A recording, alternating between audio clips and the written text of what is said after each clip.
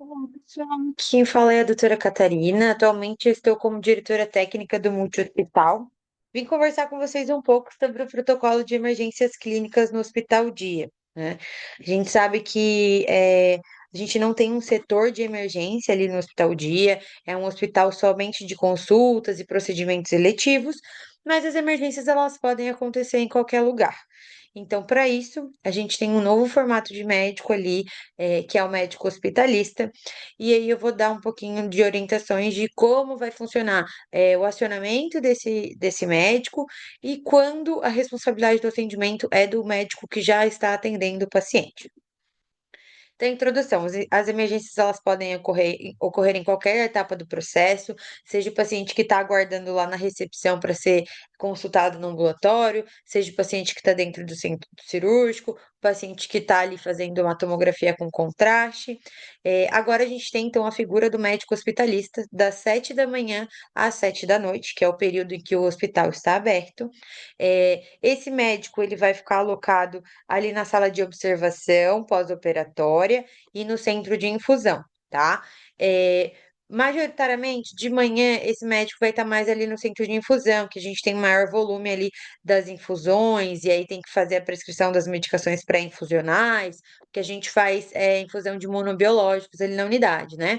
E a parte da tarde, que é onde ele vai ter que prestar um pouquinho mais de suporte ali nas orientações de alta, então ele fica mais ali disponível na observação pós-cirúrgica. De qualquer forma, um local fica do lado do outro, naquele mesmo corredor ali do centro cirúrgico.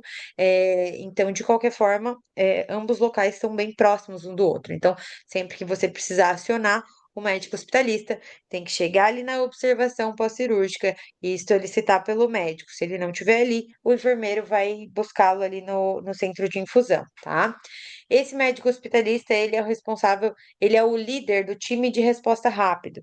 Então, quando um paciente ele intercorre em algum local da, da unidade, a gente aciona o time de resposta rápida. E o líder desse time é o médico hospitalista, tá bom?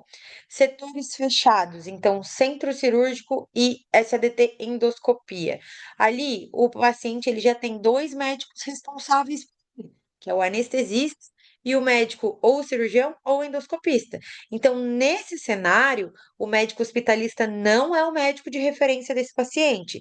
O médico de referência desse paciente é o médico que está assistindo esse paciente. Então, ou o anestesista ou o cirurgião. Se for uma intercorrência cirúrgica, o cirurgião deve ser acionado. Se for alguma intercorrência anestésica, o anestesista deve ser acionado.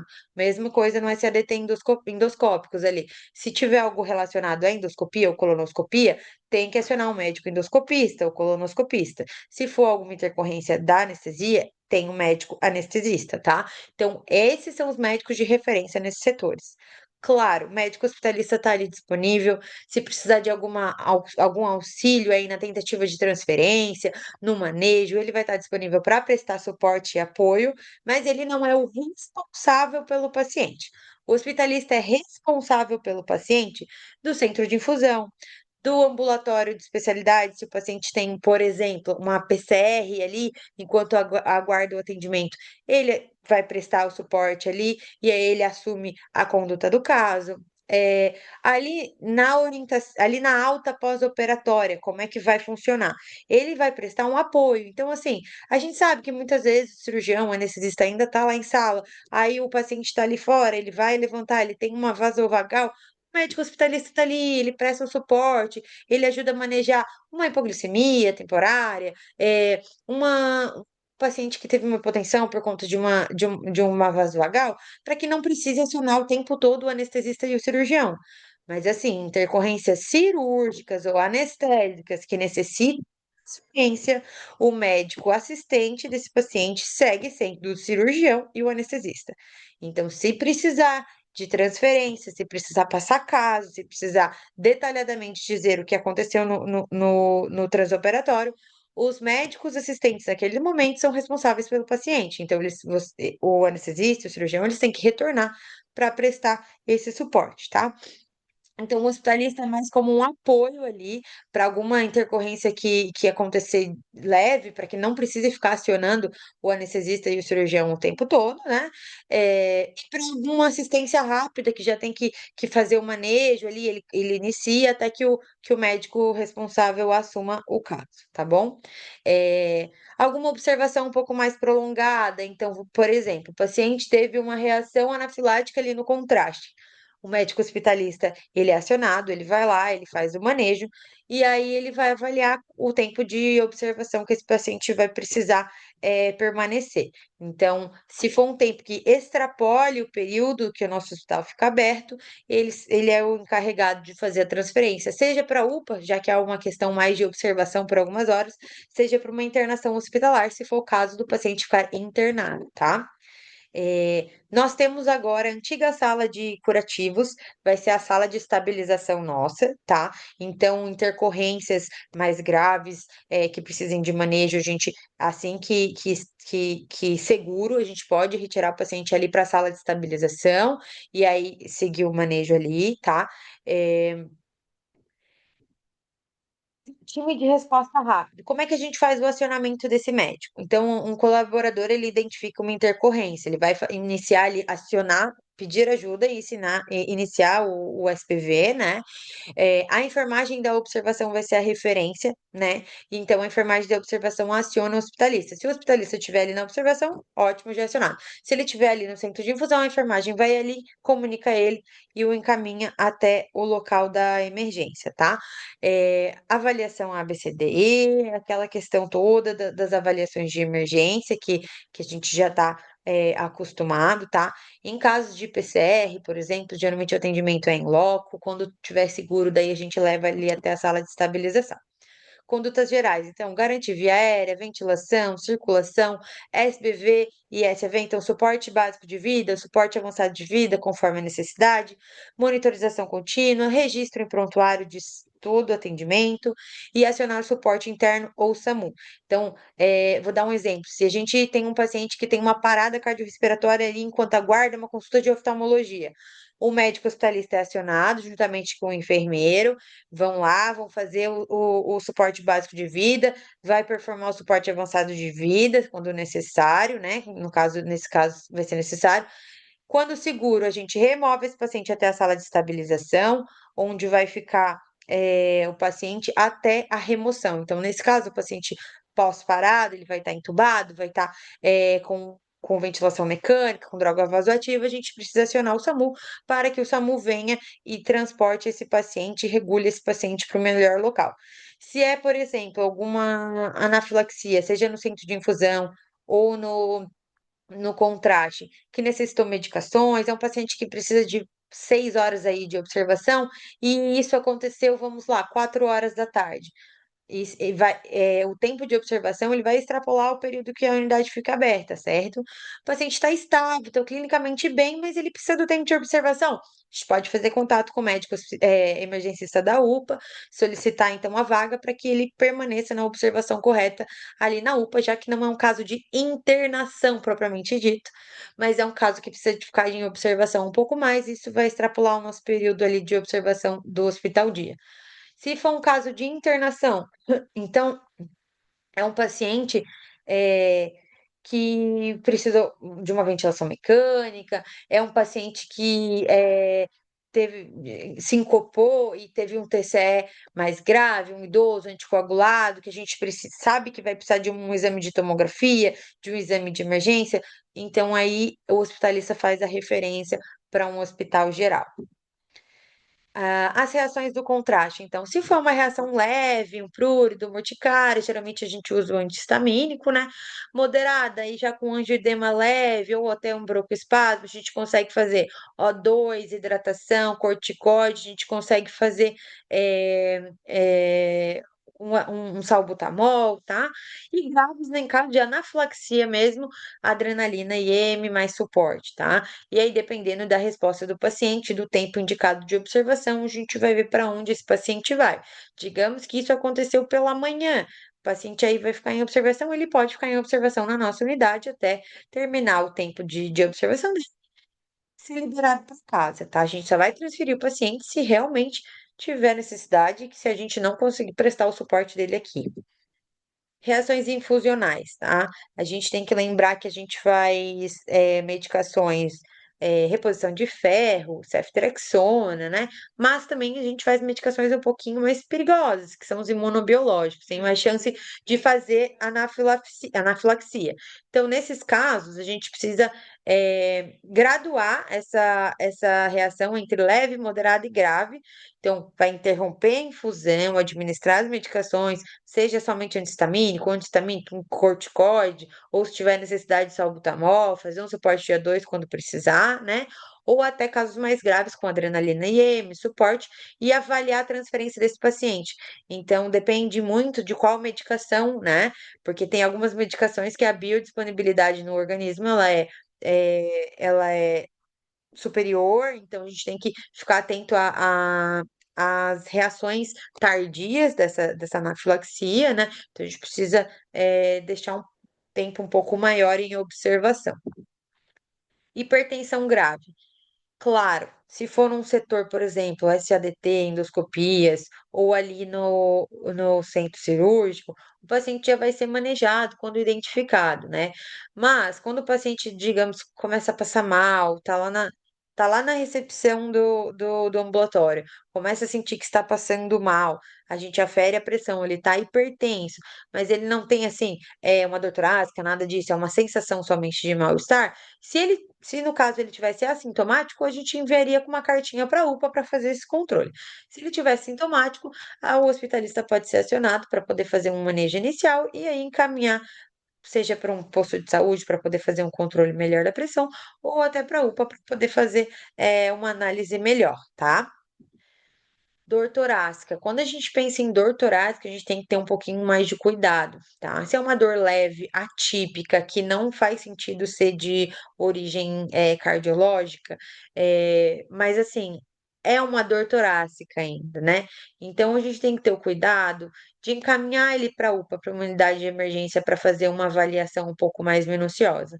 Se é uma dor grave, típica de um IAM, a gente tem eletrocardiogramas e medicações disponíveis na nossa unidade.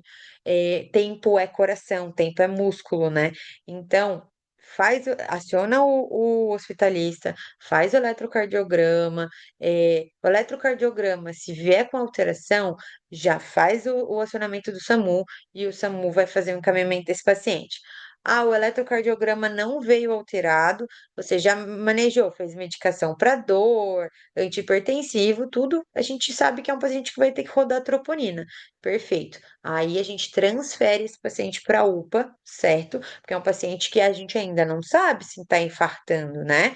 O eletrocardiograma dele não veio com supra, então não é um infarto com supra, ele vai ter que ficar curvando a troponina. Eu preciso encaminhar direto para um hospital? Não, isso é um caso de UPA. Então, neste caso, fazer o contato com o emergencista e transferir o paciente ali acompanhado até a unidade, para que ele possa curvar a troponina, fazer todos os outros exames, tá bom? Caso de PCR, então, sempre acionar o time de resposta rápido, o líder é o médico hospitalista, iniciar suporte básico de vida, quando o médico chegar, inicia então suporte avançado de vida. A gente, para ficar sempre atento a registrar o tempo, né? Registrar o momento de início, né? Sempre registrar todas as medicações que foram feitas, para poder depois passar tudo para o prontuário.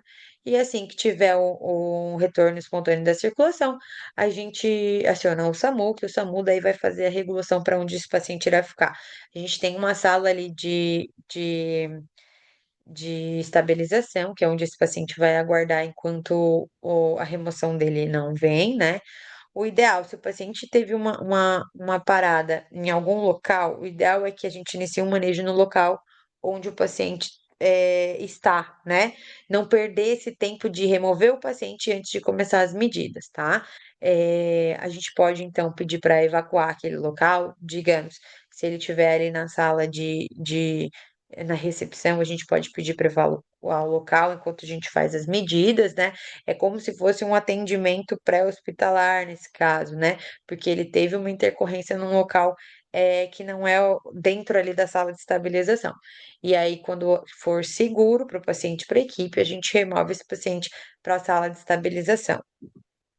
Convulsões, então, tudo numa pincelada, assim, nos tipos de emergências que podem ocorrer, tá? Então, garantir via aérea, verificar a glicemia, a gente tem medicação no carrinho, então a gente pode administrar diazepam, deixar o paciente monitorado, casos graves, casos de primeira crise, casos que não tenha, conhecimento e tal, dessas convulsões, nunca teve, a gente tem que transferir para o hospital, que esse paciente provavelmente vai precisar tomografar e fazer algumas investigações a mais, né? Caso não, é um paciente que, ele tem epilepsia, ele convulsiona tantas vezes ao mês, hoje ele não dormiu direito, aquela coisa bem comum. A gente vai, protege via aérea, tenta manejar a crise, organiza ele, deixa aí o período de observação, reavalia as medicações e aí vai cabe a decisão clínica aí, se libera ou se encaminha. Síncope, isso pode acontecer, principalmente agora que está começando o verão, né? Então, cuidar com casos de trauma, então às vezes a pessoa apresenta uma síncope, mas aí ela evolui com um TCE, daí a gente já tem que cuidar um pouquinho mais. Mas a gente pode avaliar a pressão arterial, HGT, corrigir aí se tiver uma hipotensão ou uma hipoglicemia, tentar deixar em decúbito dorsal, ou levar uns membros até a equipe chegar. Se é claro, sempre cuidando se não tem se não tem algum indício de que a paciente pode chegar a ter vômitos, então para deixar em decúbito lateral nesse caso. E aí, se não tiver sinais de gravidade, nada disso, pode enviar a UPA para a gente poder fazer uma análise um pouquinho melhor, né? Principalmente a gente tem uma população muito idosa ali, a gente sabe que síncope podem ser muitas coisas. Se o paciente depois que você avaliou, já está estável, HGT bom, PA normal, já retornou, faz uma cartinha de encaminhamento para UPA, às vezes vale a pena esse paciente fazer um eletrocardiograma, uma outra avaliação para poder descobrir o que é que causou. Local do atendimento. Então, atender a intercorrência no local, remover quando for seguro para o paciente ou para a equipe. Monitorização contínua durante o transporte, caso o transporte seja feito por nós. Então, assim, se a gente precisa transferir um paciente, ele não está instável para a alfa do SAMU vir buscar, mas é um paciente que veio para uma consulta, para um atendimento eletivo, está precisando ser transferido por algum motivo, né? Então, sempre ter esse cuidado de quando precisa acompanhar e sempre o paciente monitorizado no transporte. Encaminhamento. São quadros leves, sem grandes riscos, podem ser liberados do hospital com uma carta para a UPA, né? Quadros crônicos e tal podem ser liberados para o hospital com uma carta para o posto de saúde, por exemplo. Quadros graves, com instabilidade, ou que demandem exames adicionais ou internação, hospital de referência. Então, o transporte ele pode ser via SAMU ou, caso o paciente estiver completamente estável, a gente pode levar ele na ambulância da unidade, tá? Então, seguir o POP de regulação e transferências, que tem um POP que fala somente disso, somente de quais são as nossas regulações, quando transferir, quando ir junto, quando não ir, tá? E é um treinamento que eu já soltei para vocês também.